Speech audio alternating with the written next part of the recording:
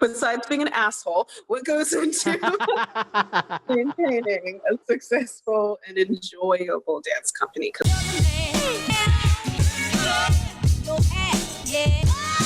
In your mind, what goes into maintaining a successful and enjoyable dance company? Because you've been involved with so many. Besides being an asshole, what goes into maintaining a successful and enjoyable dance company? Because I think a lot of people have experienced being with companies and it's been hard, stressful. What would you say creates a successful environment? A successful environment. It's not chastising your members. Oh my God, Max and V-Rock on the chat are saying drugs. Of course. You know how many times I had to not type that into my questions? So I think, oh man, because I'm trying to avoid sounding cliche and even sounding more cliche by saying that I don't want to sound cliche. I think the big part is, because there's a lot of answers that are coming up for me, is the first thing is you got to be able to create memes out of all the members. No, I think the first thing, before you even can start creating culture, because I feel like that's the second thing, is being clear with what you want to have happen. Okay. Because if you're not clear with the end goal, you're just just a friend group. Yeah. You're just fucking around and whatnot. There's no business, so to speak, getting done. Or it can be fun. I think everyone operates differently, but I think it being clear with the bigger picture of what you want to have happen and being not clear, but having an idea of how to get there helps. I mean, which is why, like in the first meeting of Temper Tantrum on February 25th, 2020, like I had a 1-year plan how I wanted to execute.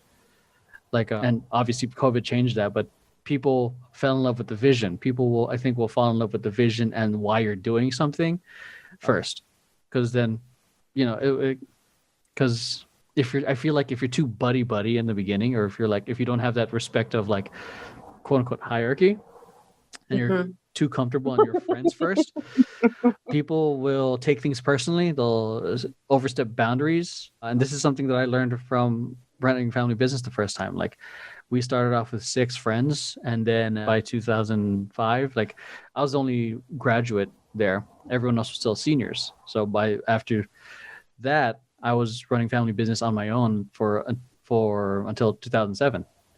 Wow. And then I'd grown it to 18 members, and people bounce out. People get flaky. And then at one point it was even just 2 members doing it. So, wow. Which is why I was hesitant of starting Temper Tantrum, because I had a lot of experience of flaky people like, oh yeah, I'm down. That was like fucking years. I'm down. Come Sunday, no one shows up.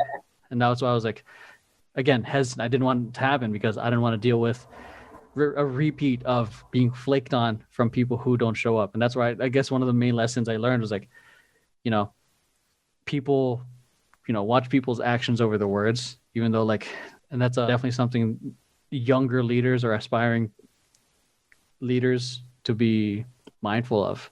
Because I definitely had a lot of people say they were down. And I was like excited. Yeah, 20 people. And then next week or next year, it just changed. And that's because I just wanted to create a group and dance. I think that was the main thing. I just wanted to create a group. That was my why. Create a group. I can do this. And the biggest thing that kept me going was the piece of advice that I got that stuck with me was that the first 3 years of any business is the hardest. Mm-hmm. So I was like, it wasn't a business, but I just knew I had to stick with it because somehow it's gonna fucking work out. I had no idea. Because there's a vision in my head from 2004. And this happened while we were rehearsing at a basement of a church, because that's like the biggest space that they had. Like I saw us on stage competing against these collegiate teams, and we won. That was like a vision that I saw when I was 16. Oh yeah, okay, maybe it was not. I started this my senior year, but yeah, like that's what drove me. Like I want to be like, I wanted family business to be like an equal, like not just like an upcoming team, which is what a lot of my experience was, like all the way till 2012. Like, oh, they're one of the teams that's the younger teams that's on the up and up, even though we weren't young, but we were getting more noticed. So, but that vision was like, we're going to be there. We're going to get not first place, but maybe place, but to be like seen as that. And I think it's gone to a point, like when I came back, it got to a point that people know us. But yeah, that vision is what drove me, and it eventually led me to, again, bring Mark back after he graduated. He came back, and I think him and I were a great duo in terms of building that team. And then because I remember once we came back, this was the 2007, we competed at the USA Collegiate Nationals. It was a great fun time, but then this is where we started experiencing like people being too comfortable in not listening. Like when Mark and I were like, all right, like you're fucking up, fix this. The people who were so comfortable because they're friends are like, why are you talking to me like this? Like, you're my friend. You're like, think you're a director? So that's where it's like that boundary kept getting stepped on. So, and then eventually people started leaving. And then Mark left too. I think it was a good 3 months that it was on hiatus. And in my mind, I was like kind of heartbroken, because I was like, fuck, man. Like, I don't think I've ever told this story to anyone, but yeah, it was rough, because I was like, I felt like a girl just broke my heart, because this was my thing. Like, and we were getting really a good start, better, like, and all that stuff, but not start, or rebirth, so to speak. But then it fell apart for a little bit, and then Mark and I talked again, and then we decided, like, if we're gonna do these rehearsals and we're gonna bring our friends, we got to set the tone. It's like, when we're rehearsal, it's gonna get shit done. We got to get shit done. Like we love you guys, we're all family. We've got to get business done. So, and then Mark was listening to a Kanye West song called "Family Business."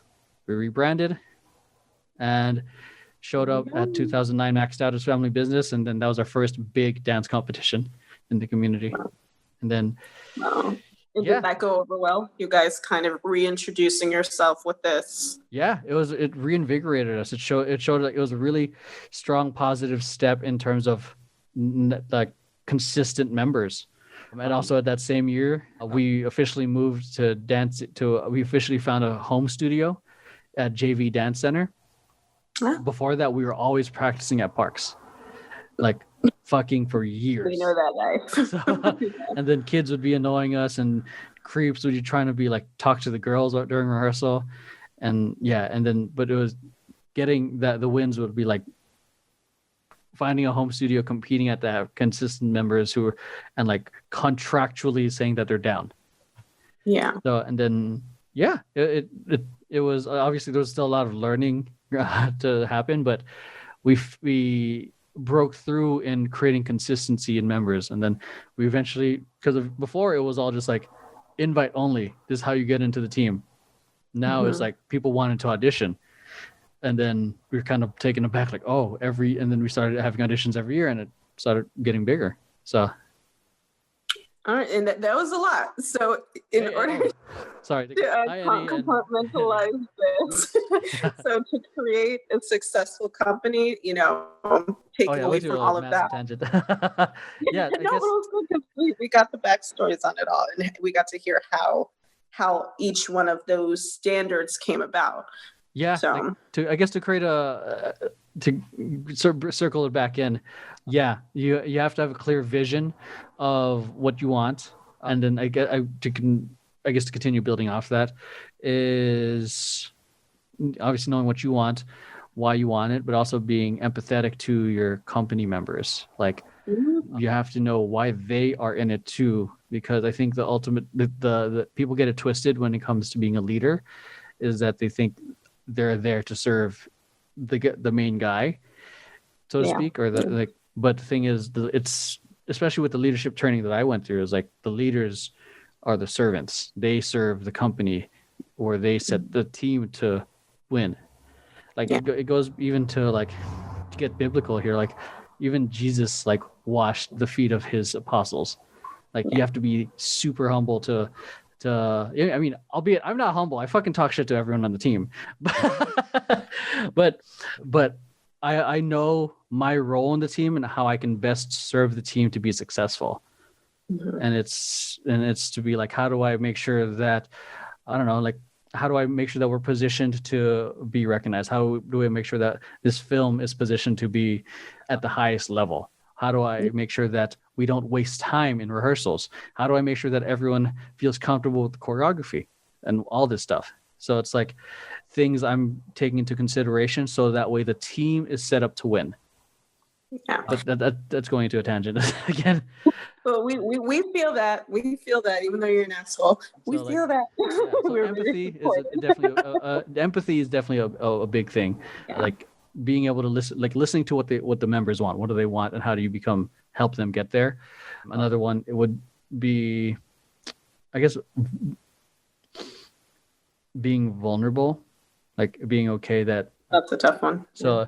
And that doesn't mean like showing that crying in rehearsals, because I'm fucking crying at rehearsals. But it's like vulnerable in terms of like letting go of control sometimes, or letting things go differently. Like in rehearsals, like it might because of my example. It's like I speak in a certain way that for some people who are working with me for the first time are not used to it, and sometimes people might find that offensive.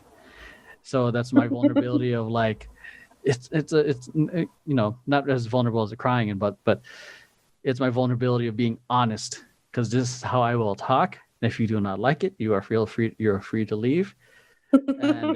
And if you're okay with it, you're just gonna become, I'm gonna love you, but I'm still gonna talk shit to you. And I feel like, it's being able to be honest with yourself in a sense, and that requires a lot of vulnerability, because not everyone's going to like you for who you are. So I've been with companies where leaders are just stone cold. They wouldn't take a break to laugh for anything, rather than just show us their true selves.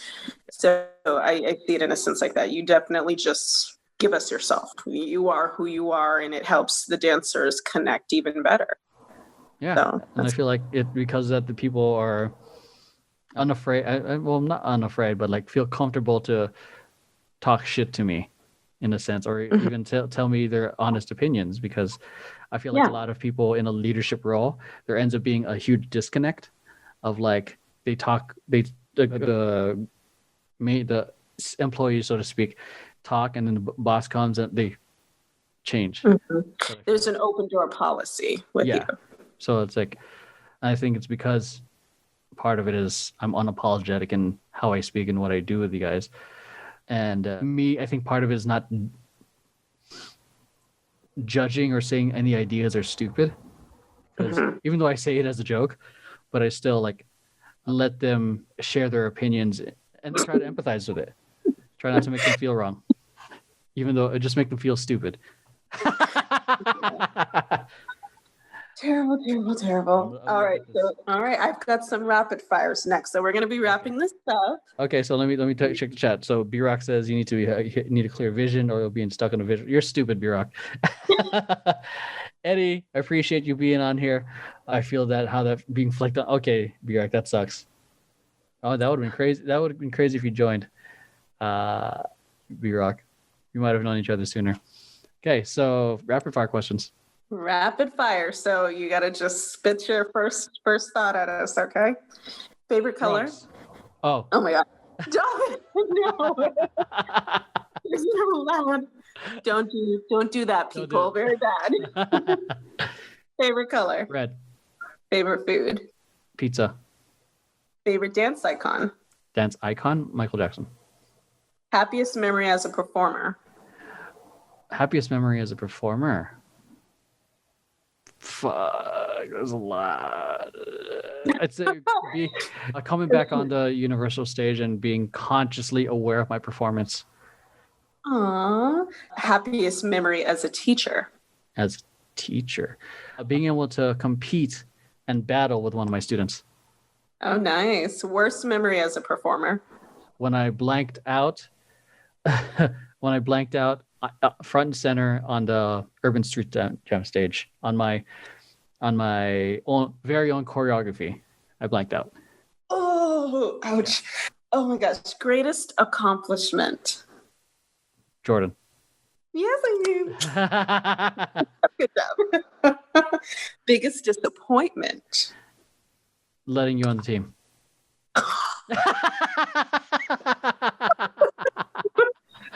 Nice words. Okay. So biggest disappointment, for real. Not standing up against toxic people when I was running family business. Damn. Okay. If you could tell one thing to your 16-year-old self, what would it be? You're going to change. Oh, and this is a similar one to what you asked me during my interview. If all of your memories of your career and success wiped away, how would you explain your life to your grandchildren? How would I explain my life to my... Okay, this is completely different from the question I asked you. How would you explain your life, yourself, your legacy? To my grandchildren, if everything... shit. Because I feel like you don't care much about what other people think. I feel like your grandkids, you'd want to tell them. That's a fair point. If everything was wiped away and what I want to tell my kids, like in terms of... your legacy, who you are, what you accomplished. What would I want to tell them about myself? That would help set them up. Nothing about your history. No way of knowing who you were, what you did. So this is where like my overthinker comes in, and I interpret things differently. Am I sharing their lessons, or am I talking about myself? I don't know. Okay. So you can see like they know nothing. So okay, so I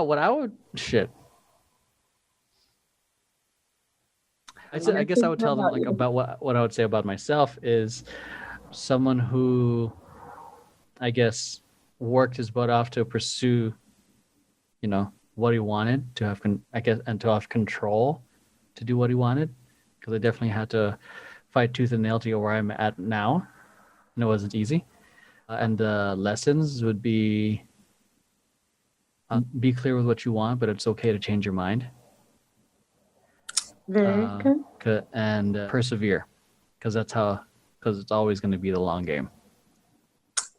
Very good. And the last one, if you could leave just one piece of advice to the world, what would it be? Drugs.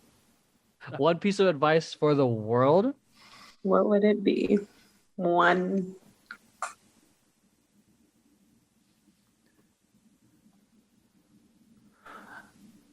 Be empathetic with yourself and persevere. Very good.